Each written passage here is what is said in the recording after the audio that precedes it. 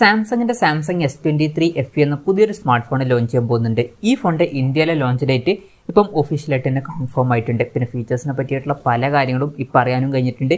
വിലയെ പറ്റിയിട്ടുള്ള ചില ന്യൂസുകളും പുറത്ത് വന്നിട്ടുണ്ട്. എന്തായാലും ഈ ഒരു വീഡിയോയിൽ നമ്മൾ നോക്കാൻ പോകുന്നത് സാംസങ് S23 FE എന്നുള്ള സ്മാർട്ട് ഫോണിനെ പറ്റിയിട്ടാണ്. ആദ്യം നമ്മൾ ഫീച്ചേഴ്സും കാര്യങ്ങളൊക്കെ നോക്കുകയാണെന്നുണ്ടെങ്കിൽ ഈ ഒരു ഫോണിൽ 6.4 ഇഞ്ചിന്റെ ഫുൾ HD+ ഡിസ്പ്ലേ വന്നേക്കാം. അമോലെഡ് ഡിസ്പ്ലേയും കാര്യങ്ങളൊക്കെ ഇതിൽ വരുന്നതായിരിക്കും. പിന്നെ കർവ്ഡ് ആയിട്ടുള്ള ഡിസ്പ്ലേ ഒന്നും ഇതിൽ വരാൻ ചാൻസ് ഇല്ല. മിക്കവാറും ഫ്ലാറ്റ് ആയിട്ടുള്ള ഡിസ്പ്ലേയും കാര്യങ്ങളൊക്കെ ആയിരിക്കും ഇതിൽ വരിക. 120 ഹെർട്സിന്റെ റിഫ്രഷ് റേറ്റ് ഇതിൽ സപ്പോർട്ട് ചെയ്യുന്നതായിരിക്കും. പഞ്ചോൾ ഡിസൈൻ ആയിരിക്കും ഈ ഫോണിൽ വരിക. പഞ്ചോൾ വരിക ടോപ്പ് സെൻറ്റർ ഭാഗത്തായിട്ടായിരിക്കും. പിന്നെ ഇൻ ഡിസ്പ്ലേ ഫിംഗർ പ്രിന്റ് സെൻസറും കാര്യങ്ങളൊക്കെ ഈ ഫോണിൽ വരുന്നതായിരിക്കും. ഈ ഫോണിൽ IP68 റേറ്റിംഗ് സപ്പോർട്ട് ചെയ്തേക്കാം. അപ്പം ഈ ഫോൺ വാട്ടർ റെസിസ്റ്റൻറ്റും അതുപോലെ തന്നെ ഡസ്റ്റ് റെസിസ്റ്റൻറ്റും ആയിരിക്കും. അത് നല്ലൊരു കാര്യം തന്നെയാണ്. പിന്നെ ഈ ഫോണിൻ്റെ graphite, mint, purple, white, indigo, ട്രാൻസ്റെയിൻ എന്നീ കളർ വേരിയൻസ് ലോഞ്ച് ചെയ്തേക്കാം. ഇനി പ്രോസസ്സറിൻ്റെ കാര്യത്തിലോട്ട് വരികയാണെന്നുണ്ടെങ്കിൽ 2 പ്രോസസ്സറുകളുമായിട്ട് വരുന്ന വെർഷൻസ് പല സർട്ടിഫിക്കേഷൻ വെബ്സൈറ്റിനും ലിസ്റ്റ് ചെയ്തിട്ടുണ്ട്. ഒരു വെർഷനിൽ സ്നാപ്ഡ്രാഗൺ 8 Gen 1 എന്ന പ്രോസസ്സറും ഒരു വെർഷനിൽ എക്സിനോസിൻ്റെ 2200 എന്ന പ്രോസസ്സറും വരുന്നതായിരിക്കും. ഇപ്പം ഈ ഒരു സ്നാപ്ഡ്രാഗൺ പ്രോസസ്സറുമായിട്ട് വരുന്ന വെർഷൻ മിക്കവാറും യൂസിലായിരിക്കും ലോഞ്ച് ചെയ്യുക. ഇന്ത്യയിൽ ആദ്യം ചിലപ്പം എക്സിനോസിൻ്റെ പ്രോസസ്സറുമായിട്ട് വരുന്ന വെർഷനായിരിക്കും ലോഞ്ച് ചെയ്യുക. എന്തായാലും കൺഫർമേഷൻസും കാര്യങ്ങളൊന്നും ഇപ്പം പുറത്ത് വന്നിട്ടില്ല.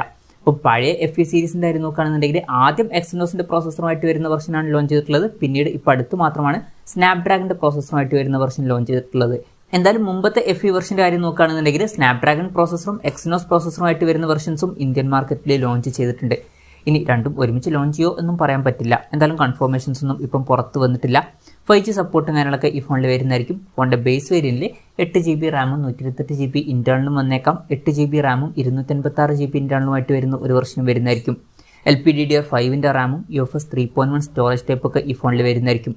ഈ ഫോണിൽ മെമ്മറി കാർഡ്സിലോട്ട് വരാൻ ചാൻസ് ഇല്ല. അതുപോലെ തന്നെ 3.5mm ഓഡിയോ ജാക്കും ഈ ഫോണിൽ വരാൻ സാധ്യതയില്ല. സ്റ്റീരിയോ സ്പീക്കേഴ്സും കാര്യങ്ങളൊക്കെ ഈ ഫോണിൽ വരുന്നതായിരിക്കും. Android 13 ബേസ് ആയിട്ടുള്ള 1 year സോഫ്റ്റ്വെയർ ആയിരിക്കും ഈ ഫോണിൽ വരിക. ക്യാമറയുടെ കാര്യം പറയുകയാണെന്നുണ്ടെങ്കിൽ ഫോണിൻ്റെ പിന്നിൽ ട്രിപ്പിൾ ക്യാമറ സെറ്റപ്പ് വന്നേക്കാം. 50 മെഗാപിക്സലിൻ്റെ മെയിൻ ക്യാമറ സെൻസർ ആയിരിക്കും ഈ ഫോണിൽ വരിക. ഇതിൽ OS ഫീച്ചർ സപ്പോർട്ട് ചെയ്തേക്കാം.